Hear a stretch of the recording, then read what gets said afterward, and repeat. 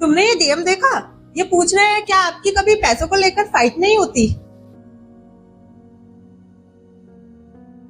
One week later. By the way, तुम्हें याद है अपनी पहली फाइट किस चीज को लेकर हुई थी? One eternity later. ऑब्वियसली याद है और बहुत क्लियरली याद है। हमने अब तक सिर्फ मनी क्लैरिटी की बातें की है, पर ये डिस्कस ही नहीं किया कि प्रॉब्लम स्टार्ट कैसे हुई थी। हाँ, तो प्रॉब्लम के बारे में कौन बात करता है? सोशल मीडिया पे अपना भी कंटेंट देख के लोग तो यही सोचते होंगे कि ओ कितना परफेक्ट कपल है, प्लानिंग भी हो रही है, सेविंग्स भी हो रही है, और फाइट वो तो कभी होती ही नहीं होगी।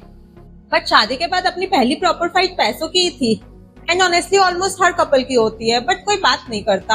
हाँ, तो कपल गोल ट्रेंड्स करता है, मनी फाइट कौन डिस्कस करता है? तो बताओ अपनी पहली मनी फाइट किस चीज को लेकर थी?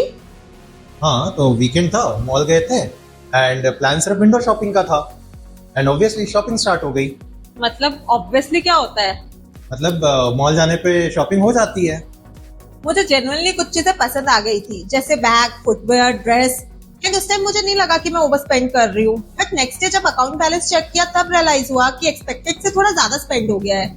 बट साथ में मुझे ये भी लग रहा था कि मैं भी अर्न करती हूँ, तो हर स्मॉल अमाउंट एक्सप्लेन क्यों करना पड़ रहा है? मुझे बस इतना लग रहा था कि थोड़ा कंट्रोल होना चाहिए फ्यूचर के लिए। हम दोनों सही थे, बस थोड़ा अलाइन नहीं थे। फाइट पैसों पे नहीं थी, एक्सपेक्टेशंस पे थी। मोस्ट कपल्स यही मिस्टेक करते हैं।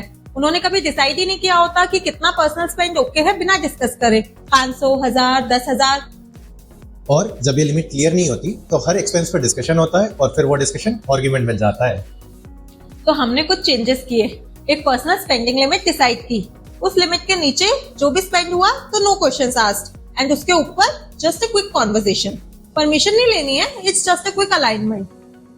उस फाइट के बाद हमने एक डिसीजन लिया और शायद यही हेल्पफुल रहे उस डीएम वाले पर्सन के लिए भी। हमने 3 चीजें की। पहला, पर्सनल स्पेंडिंग लिमिट डिसाइड की। दूसरा, कॉमन और पर्सनल एक्सपेंस क्लियर किए, एंड तीसरा, मंथली मनी मीटिंग स्टार्ट की।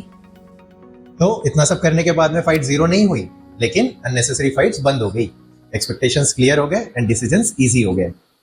अगर आप मैरिड हो या होने वाले हो तो मनी रूल्स बाद में मत बनाना, प्री वेडिंग से पहले ही डिसाइड कर लेना, बिकॉज मोस्टली फाइट पैसों पे नहीं होती, अनक्लियर एक्सपेक्टेशंस पे होती है।